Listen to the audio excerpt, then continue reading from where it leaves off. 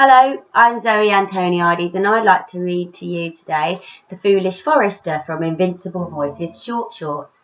A girl named Sasha came up with the idea about 3 years ago. She was 10 at the time, and we took the idea and developed it together and wrote the story together, which we then published in this anthology of short stories. It's all about a family of orangutans that lose their home because the forest where they live is being cut down. And I was reminded of it recently because there's a video going around that was made by Greenpeace and then turned into an advert by the supermarket chain Iceland. It features this little orangutan here. And lots of people are talking about it at the moment because they're all a bit worried that orangutans are becoming an endangered species.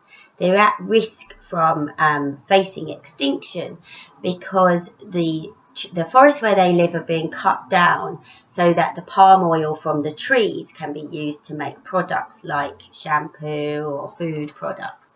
And the supermarket Iceland have decided not to stock or sell food that contains palm oil anymore. And it got me thinking about this story all over again, and I thought you might like to hear it too. So here goes, The Foolish Forester. Down in the deep, dark forest, a woodsman who had never acted in kindness was up to his usual selfish deeds. He was about to cut down yet another group of trees so he could sell the timber for a pile of money. He didn't care for the orangutans who made the forest their habitat. As he hacked away at their home, he just smiled. When he'd finished his work, he looked back over his shoulder, chuckled, turned again, and went on his way. The distressed orangutans huddled together to keep warm, but the babies couldn't stop shivering because they were so small, and they cried all through the night.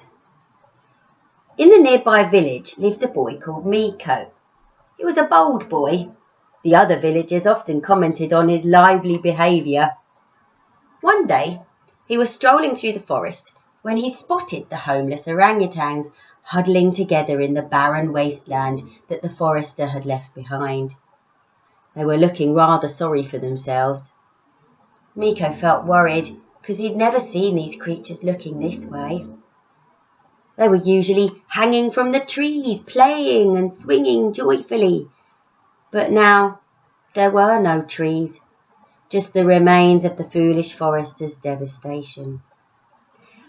As Miko approached them to take a closer look, the youngest orangutan ambled towards him. Even though the orangutan was tired, he gave Miko a cheeky grin. Miko liked him instantly because he reminded him of himself. As Miko was getting to know the orangutans, he heard the sound of a truck. It was the woodsman returning. The orangutan started pointing at the truck and shrieking. "What is it, my friends?" asked Miko. He watched as the woodsman climbed out of his truck and collected up more of the timber from the forest. Most of the orangutans fled, but the youngest, whom Miko liked the best, stayed. "Ah, I see now. Is this the foolish forester who tore down your home?" The young orangutan nodded wildly and continued pointing at the truck.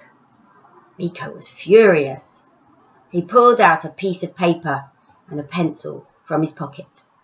He looked more closely at the truck and made a note of the number plate. He wouldn't approach the forester directly. He'd give the information to the community leader instead. When the woodsman eventually drove away, the rest of the orangutans returned. They all hugged Miko with relief. "I must leave you now," explained Miko, "but I promise to report the foolish forester to the authorities and see that he doesn't get away with this." There was a big meeting going on in the main village that evening because the community were choosing a new leader. Miko turned up just as he was being elected. He put his hand up to get the leader's attention. "Yes, boy, what can I do for you?" asked the leader. Miko bravely stepped up to the front. He put his hand in his pocket and pulled out the piece of paper with the foolish forester's number plate details. "What's this?" frowned the leader. I need to report a serious crime, said Miko boldly. There's a vile man who comes to our beautiful forest and chops down the trees to sell. He's destroying nature and the homes of a family of orangutans, all for money. Everyone in the room gasped. Have you any evidence? Questioned the leader. Yes, said Miko, unfolding the piece of paper and showing it to the leader. These are the forester's details. All you have to do is trace this number. I got it from his truck. Well done.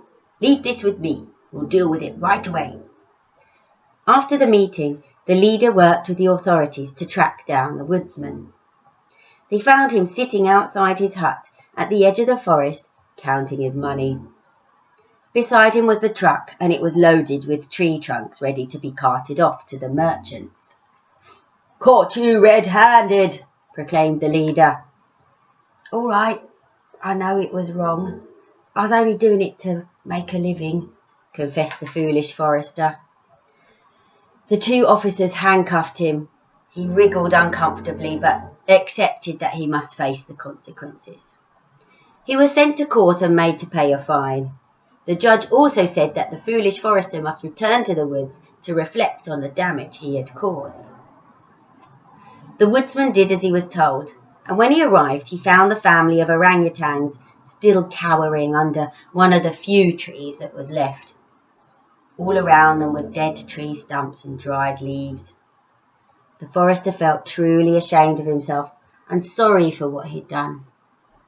Using the last of the wood that was still on his truck, he quickly set to work and built a wonderful enclosure for the orangutans. At first they were suspicious of the forester, but eventually they understood he was trying to make amends. When their new habitat was finished and they saw just how homely it was, they all rushed in and rejoiced. The cheeky one leapt and bounced all around, squealing and chattering with delight. Miko strode up to see what the forester had done. The forester stood there admiring his handiwork. He also promised to see to it that new trees were planted so that the orangutans would have their natural habitat back one day. It was clear now that he was no longer a foolish forester, but a fantastic forester.